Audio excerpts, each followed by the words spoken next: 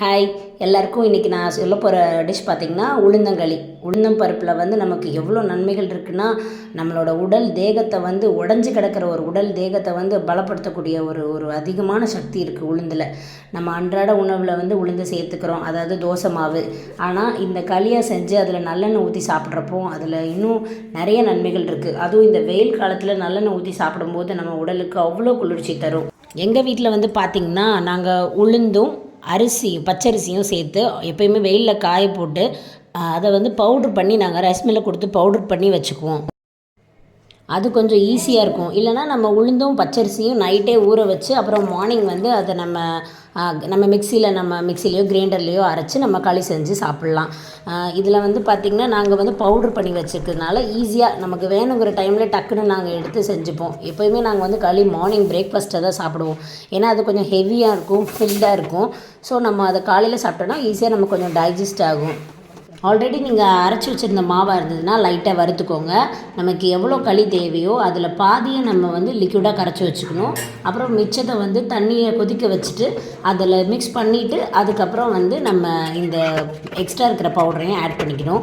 நீங்கள் இந்த மாதிரி கிண்டிக்கிட்டே இருக்கணும் லோ ஃப்ளேமில் வச்சு. அதுக்கப்புறம் நமக்கு தேவையான அளவுக்கு கருப்பட்டி போட்டுக்கணும். கருப்பட்டிலையும் நிறைய நன்மைகள் இருக்குது. கருப்பட்டி இல்லைன்னா நீங்கள் நாட்டு சக்கரை கூட ஆட் பண்ணிக்கலாம்.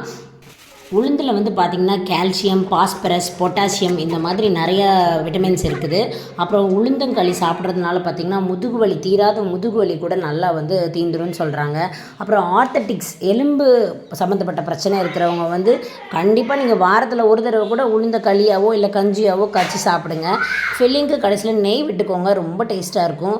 தாய்ப்பால் கொடுக்குறவங்க வந்து நிறையா சாதம் சாப்பிட்டா தான் வந்து ஃபீடிங் இருக்கும் அப்படின்னு சொல்லி நிறைய பேர் சொல்லுவாங்க. கண்டிப்பாக கிடையவே கிடையாது. நீங்கள் உளுந்தங்களி செஞ்சு சாப்பிட்டு பாருங்கள், மதர் ஃபீடிங் நல்லா பெட்டராகவே கிடைக்கும் உங்களுக்கு. சர்விங் டைம் வந்தாச்சு. அம்மா தான் இன்றைக்கி இந்த உளுந்தங்களி வந்து பண்ணாங்க. நான் ஜஸ்ட் வீடியோ தான் எடுத்தேன். இந்த உளுந்தங்களியில் நல்லா நடுவில் ஒரு குழி பறிச்சுட்டு அதில் நிறைய நல்லெண்ணெய் ஊற்றி கொஞ்சம் கொஞ்சமாக எடுத்து அந்த நல்லெண்ணெயில் தொட்டு சின்ன சின்ன பால்ஸாக உருட்டி நம்ம சாப்பிட்டோம்னு வச்சுக்கோங்களேன், அவ்வளோ டேஸ்ட்டாக இருக்கும் பாருங்கள். நம்ம ஸ்வீட் சேர்த்துருக்கிறதுனால கண்டிப்பாக குழந்தைங்களுக்கு ரொம்பவே பிடிக்கும்.